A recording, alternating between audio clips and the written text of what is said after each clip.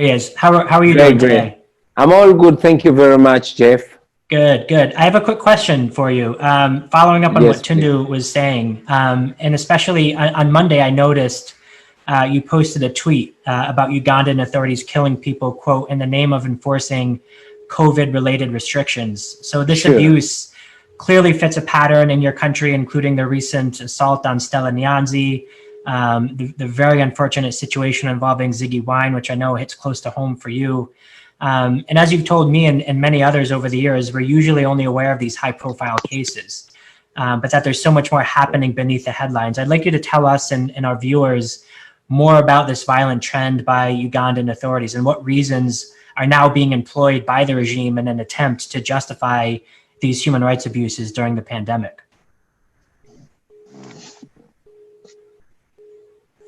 Um, yeah, I like to say that freedom comes to those who fight and not to those who cry, because the more you cry is the more your people continue to die. So rise and defend your rights. I love to use the strong words to motivate myself and my friends too. Bring it I on, thank you, yeah. Jeff, for having me.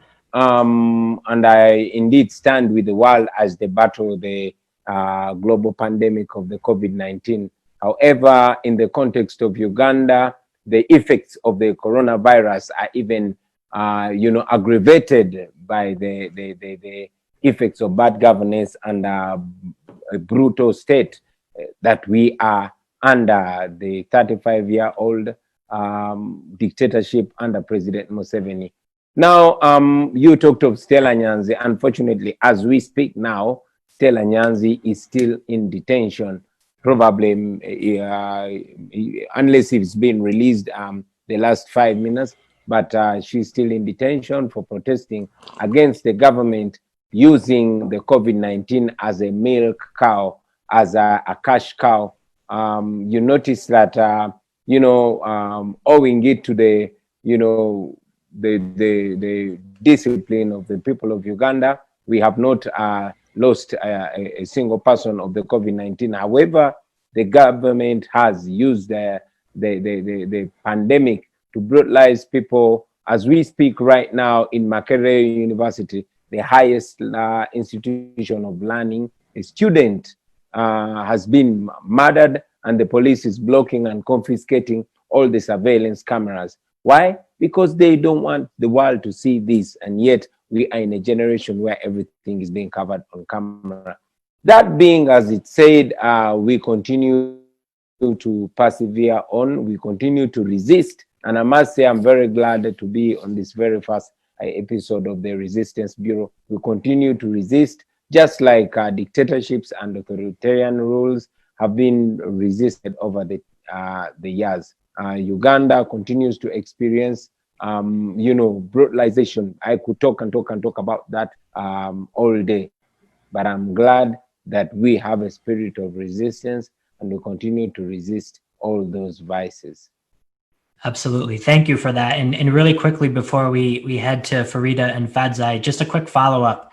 I'd be interested, and I'm sure many of the viewers would be interested to know, you talk about all these actions being taken by the Ugandan authorities. What have these actions been, what sort of impact have these actions had on the people power movement specifically, as well as your plans for the 2021 election? And as we were just talking about with Tundu, as we recently saw in Malawi, opposition unity is often a key to victory. What plans, if any, are underway in Uganda right now to potentially follow this model? And is this something you've been following closely? Thank you very much. These actions by the government have, of course, affected our speed of progress. For example, just 2 hours ago, the police burst into a meeting that I and my team was having with the professors of Makerere University. Why? Because I'm seen as persona non grata in the country. And what brings about that? Because I'm challenging the president for the same seat next year. That being as it is, the people of Uganda are viewing this in a completely different way. They're all fired up, they're all charged up, and they're looking towards the election. However, I must mention that shamelessly enough, the president invited the Electoral Commission to his house and gave them orders to organize what he calls a scientific election. Now, that means that people are going to go to elections, but he is not going to allow campaigns. He is not going to allow candidates to reach out to people, even though we have been suggesting to have standard operating procedures, because the COVID-19 is here with us to stay, and we must learn how to live with it, but be conscious, encourage people to wear masks, encourage people to practice social distance, encourage people to wash their hands regularly, and other things, but to ensure that people cast their vote with an informed position. You know, he has claimed that people of Uganda should use the internet to campaign, and he has advised all the contestants to use the internet. But remember, this is the same president that put a tax on social media. Why? Because young people were speaking out too much, according to him, on the social media. So he put a tax on social media. Every Ugandan who wants to use Facebook, WhatsApp, Instagram, and any other social media must pay a tax of 200 shillings to access social media, besides buying the data. So you see that we are living in a country where the government is trying as much as possible to stifle the voices, to make sure people do not communicate, to make sure people do not hear from each other. The other week, I was attending a funeral of one Afande Bell, and we had more than 700 mourners. However, activists continue to rot in jail simply because they were, you know, found in their office maybe with 3 or 4 people. And I must remind the world that something like 2 months ago, a honorable member of parliament called Francis Zake was arrested, tortured, and beaten, and his crime was buying food and packing it in bags and sending it to his vulnerable and hungry, voters. Now, that is the challenge that has been that we have been grappling with. However, I must say we resist because we are optimistic of the future. The election is only 6 months away. We have rejected the orders of the government, the orders of the so-called Independent Electoral Commission. Why? Because we know that these are not anchored anywhere in the law. Now, our law provides that in the case of a situation like the COVID pandemic, an election should be extended for a period not exceeding 6 months. But here is the gist. In that extension, a state of emergency is supposed to be declared, and the current president is supposed to relegate power to the Speaker of Parliament. Of course, being the dictator that he is, President Museveni does not give up power to anybody, and that means that he will have to change the constitution, which is in the offing. We've heard that the ruling party wants to illegally extend the rule of President Museveni, which we continue to reject.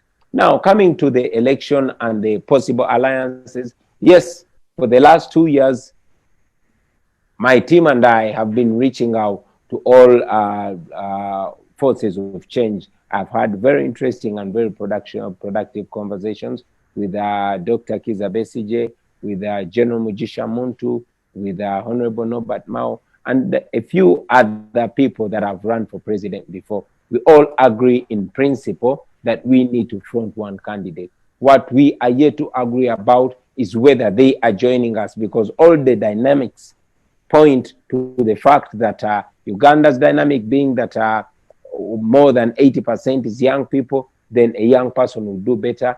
A very well-known household name will do better. And yes, the generation at the end of the day takes it, because this is the first time that a young person falling in this generation is running for president. However, we look forward to a meeting of mind, and we know that when we agree, at least the willing, we could form a coalition of the willing, and we would send the Museveni dictatorship packing.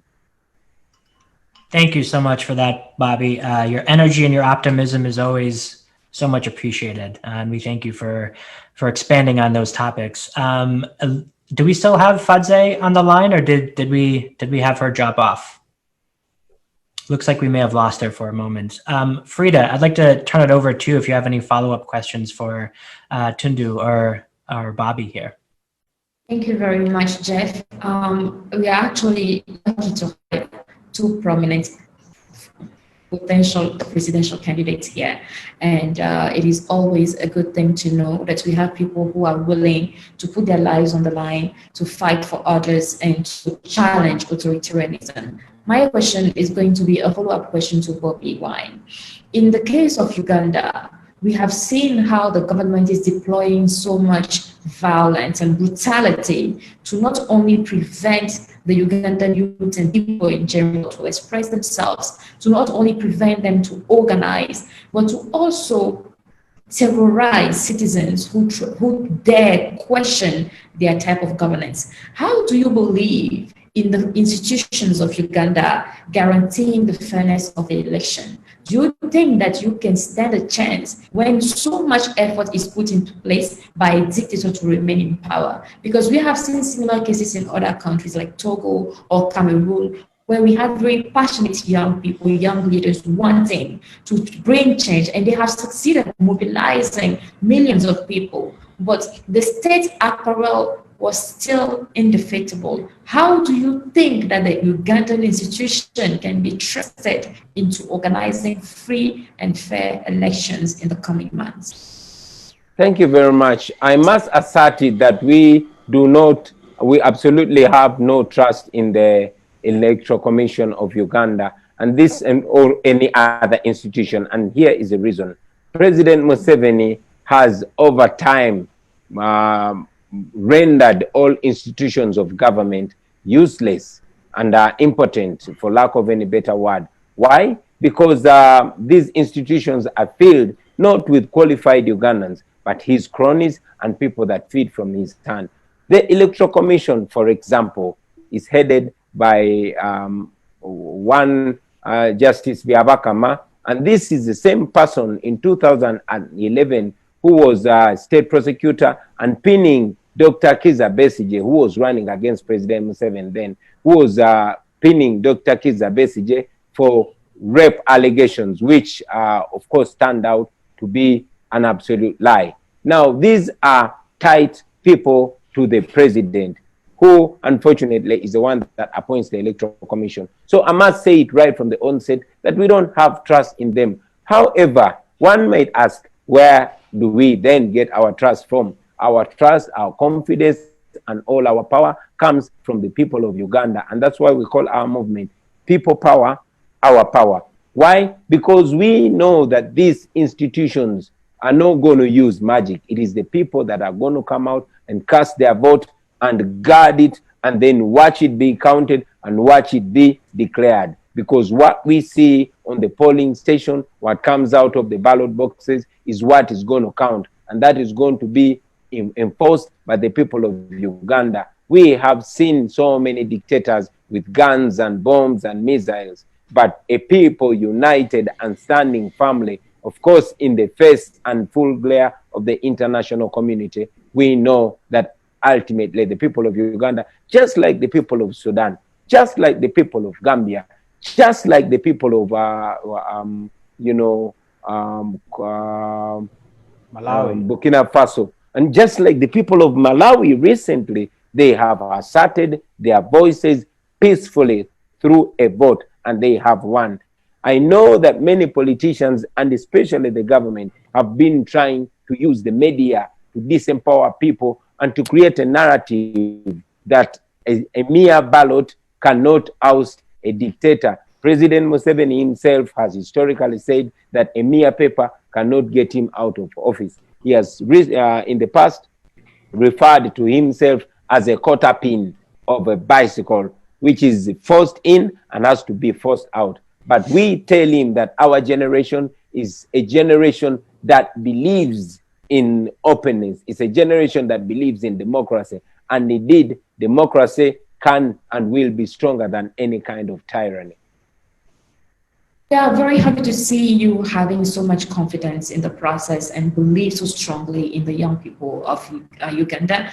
I'm going to have a follow-up question for you in regards to that, but I want to speak to Tundu at this point. I pass over to you, Jet. I want to go back to Bobiwine because I have this very question that is urging me. The case of Uganda is pretty similar for the case with the case of Togo. Togo has been ruled by the same family for 53 years, and we have had countless elections, and the elections happen the same way. The government deploys militaries all over the country. They have a full control of the electoral commission. The basically stuff ballots on election day. They even go as far as removing opposition members from the electoral commission from the electoral commission headquarters and lock themselves in and give results. So in the case of Togo, for example, a lot of people have even lost faith in the electoral process because they don't see how they can win when the other side is coming heavily guarded with guns and when the whole system is flawed. Now, you told me that you count on the young people of Uganda, on the people of Uganda to mobilize and defend and guard their votes. And you get examples of countries like Burkina Faso and Sudan, where the people were able to resist and defeat the dictators. But in those cases, the people resisted and defeated the dictators, not through elections, but through citizens' uprisings and sustained resistance and a revolution. So my question to you is, if your bid for election fails in terms of Uganda, Museveni succeeding at proclaiming himself the winner of the elections, are you able and capable to mobilize the young people of Uganda behind you to reclaim their power through a revolution?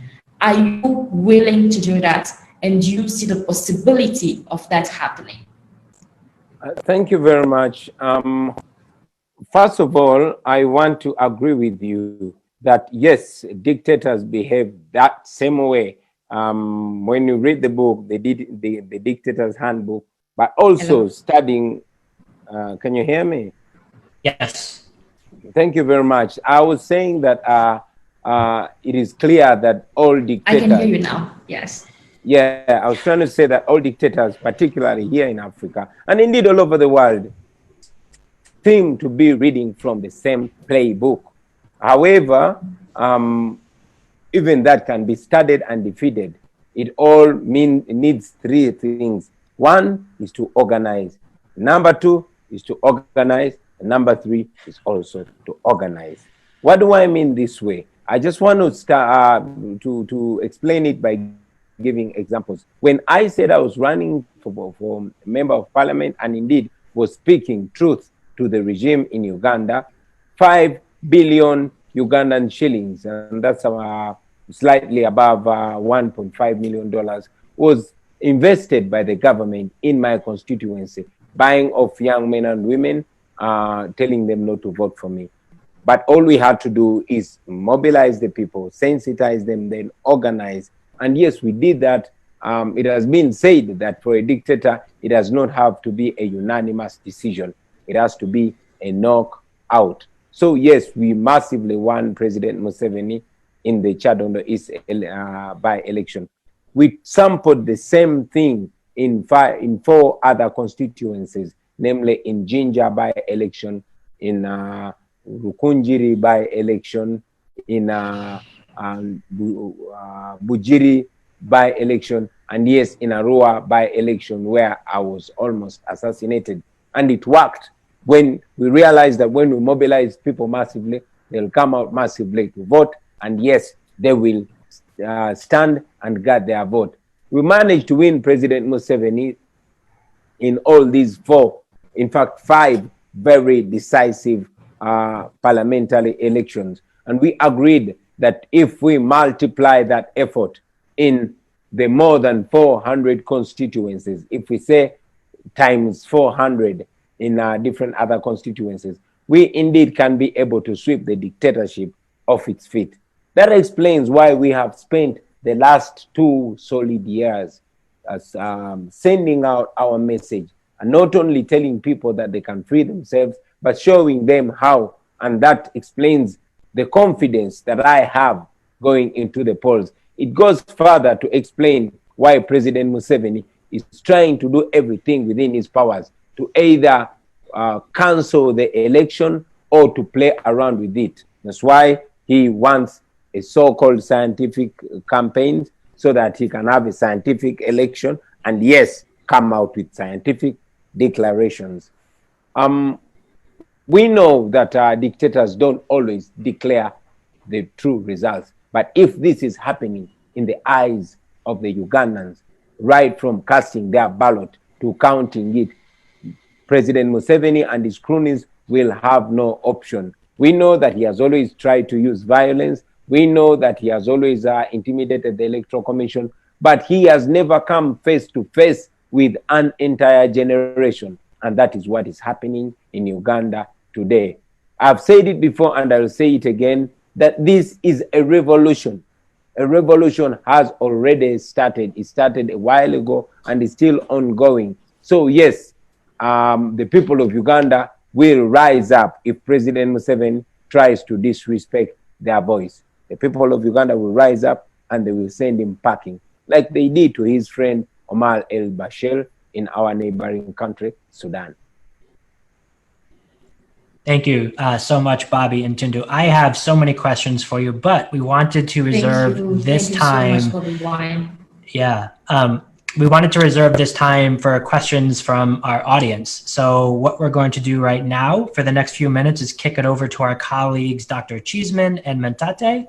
Okay, we understand. So the first one was really about, a lot of opposition parties get strength in urban areas, but find it sometimes harder to penetrate into the rural areas, partly because the ruling party often uses underhand strategies, control of traditional leaders, censorship, use of patronage to try and lock down rural areas. So the first question was about how, parties that have a strong base in urban areas, but not necessarily in rural areas, can convert that support and become nationwide parties.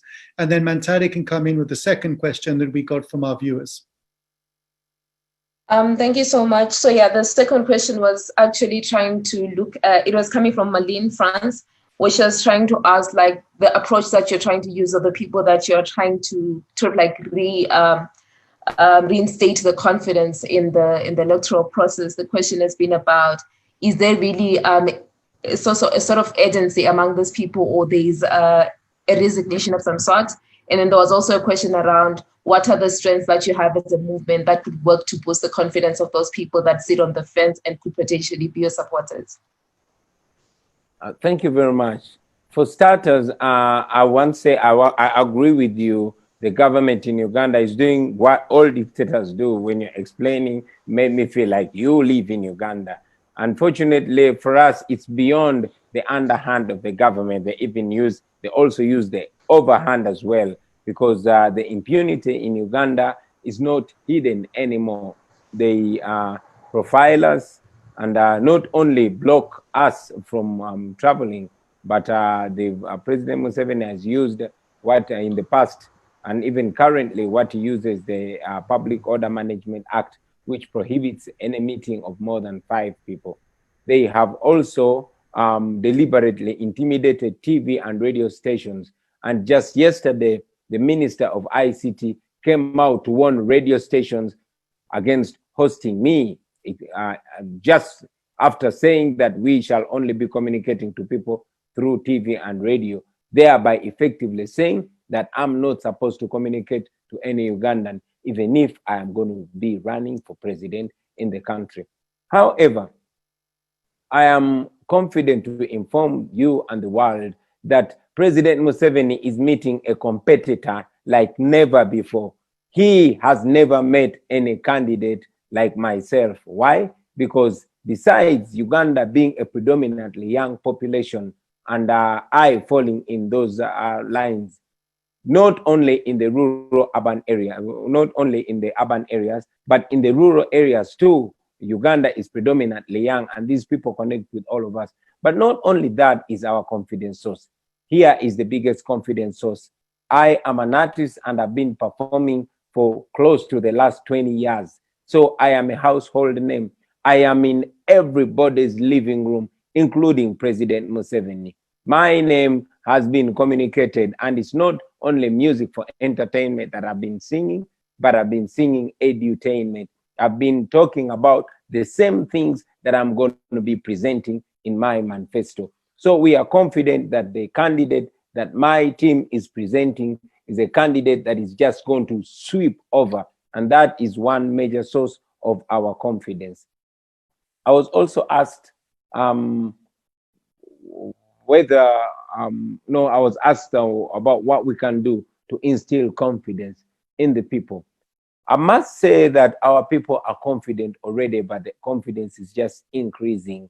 Why? It has been evident from wherever we go that we have mass support. So the population is actually working out to inspire others. And indeed, it has been our campaign, each one, teach one, each one, reach one. And we have been succeeding, we continue to succeed. So our people have done it in the past. Like I explained much earlier, they've done it in the past by-elections, and it's the same style, the same fashion that we are going to use to sweep the entire election. Thank you very much. I think we're going to be able to get a couple of quick questions in if we have quick responses and wrap up on time. So let's press ahead. Another one for me is, one of the things that we often debate is the role that the international community should play in these processes. And some people argue that they should get involved because tacitly they're actually helping some of these governments to survive by aid programs and other things. Other people say they should basically back off because these are domestic processes. And if the international community gets involved, it looks like the pressure for change is coming from outside when it's really coming from below, from the people. So I'd love to get your perspectives as, the next generation of leaders in Africa. What's your perspective on what the international community should be doing in your particular cases? And then we'll take one more question from those that have been sent in and we'll let our panel wrap up. Mentade, over to you. All right, thank you. So I think this question kind of tallies with the one you just gave. So it's Joseph Nderita from Kenya. So the question is, we don't see the African Union speaking against injustices in Tanzania, Kenya, Uganda, and across other African countries. The question is this union still relevant? Should I take the lead? Please do. We should hold everybody to account for on the basis of these human rights norms that I have referred to. Thank you very much. And over to you, Bobby.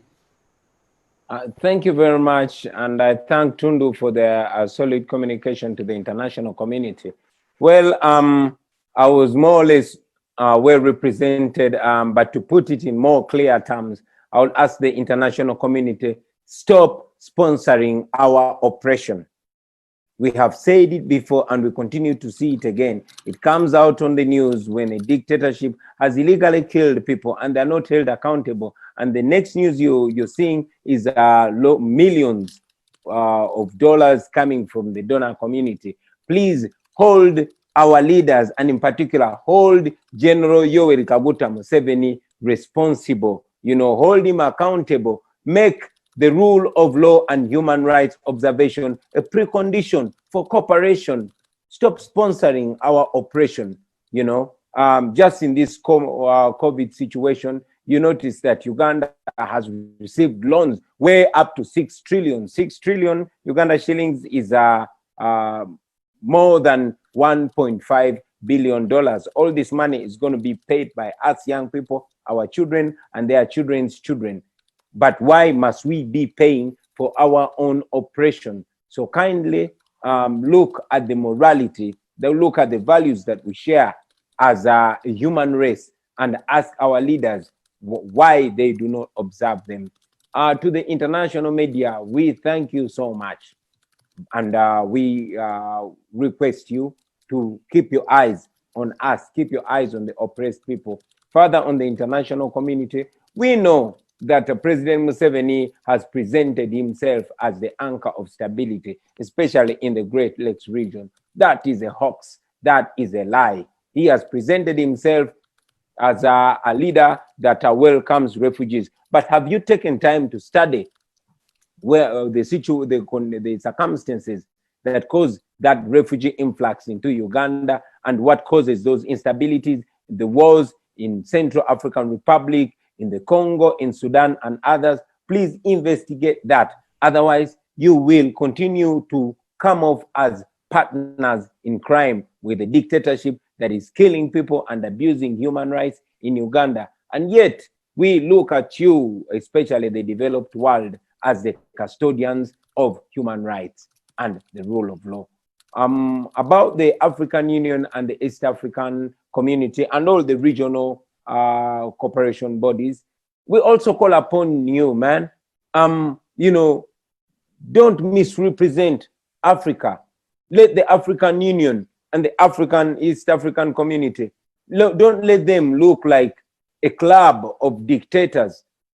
Let it be the police of values in Africa. Africa and Africans have suffered so much. So our generation in 2020 should not continue to suffer at the hands of our leaders. We are not a third world continent. We only have third world leaders. And it's you, our leaders, that are going to paint a picture of Africa. I was talking to some friend and I was getting embarrassed, asking them what the problem of Africa is. And he was saying, problem number one is leadership. Problem number two is leadership. And problem number three is leadership.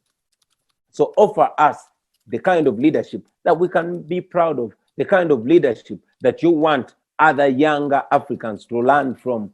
With that, we are going to enjoy Africa because Africa deserves better. Africa is rich, but the Africans are suffering. That should not be the case. This message goes out to all of you leaders, but most importantly, the Africans, because the leaders are not going to do the right thing unless if we hold their feet to the fire and demand for accountability. I thank you.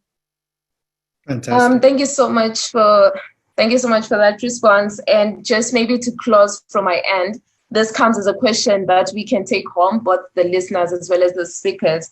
So Zimbabwean-based diaspora academic and public observer of African politics, Alex Magaisa, is actually trying to reinstate the need for solidarity among opposition parties across the continent. And his question really comes in to say, what are you doing as a party, as a movement, to sort of like create networks that can help in sort of like learning from each other and improving on the kind of politics that you bring to the people so that you can confront these shared challenges, because clearly the challenges that you are highlighting actually cut across the continent. So I think it's something that we can think about as we wrap up the show and go back home. Absolutely. So thank you, Nick and Matade, for facilitating that amazing interactive session. Thanks so much to our listeners. We ran a bit short on time. This went by very fast. The response has been overwhelming and we are so appreciative. Please do not hesitate to follow up with us via our website and our social media platforms. We are definitely happy to carry on these important conversations there. Farida, over to you for some farewell remarks.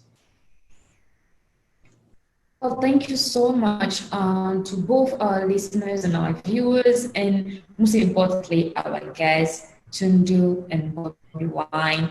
We do really hope to see your passion materialize, and we do really hope it. And we are very happy to have people like you fighting for the continent, and people like you give us faith and strength. And I really, really do hope that each one of you will make great leaders for both Uganda and Tanzania. So to our viewers, thank you for joining the very first episode of the Resistance Bureau. As you have noticed, we didn't have enough time for all your questions, but we can continue the conversation on our social media pages, and we will be very happy to see you in our second episodes in the coming weeks. Thank you very much once again, and thank you to our technical team, and thanks as well to our colleague, Dr. Chisman and Matate. Thank you. Thank you very much for having me. Thank you for having me, guys.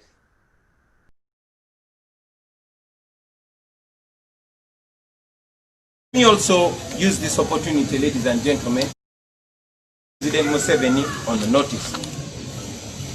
Mr. Museveni, you might have forgotten what you said in 1980, but we have not forgotten. You, Museveni, put Obote on notice on the eve of the 1980 election. You said that if Obote rigs the election, you will go to the bush and fight against him. We have come to that point right now, yet again. And we are telling you that you either organize a free and fair election or step down peacefully. I'll say that again. We are telling you that you either organize a free and fair election or you step down peacefully. But if you continue provoking Ugandans will rise up against you and you will end up in the dustbins of history, like your friend Gaddafi, like your friend Mobutu, and like your friend Omar el-Bashir. Thank you for listening to me, ladies and gentlemen.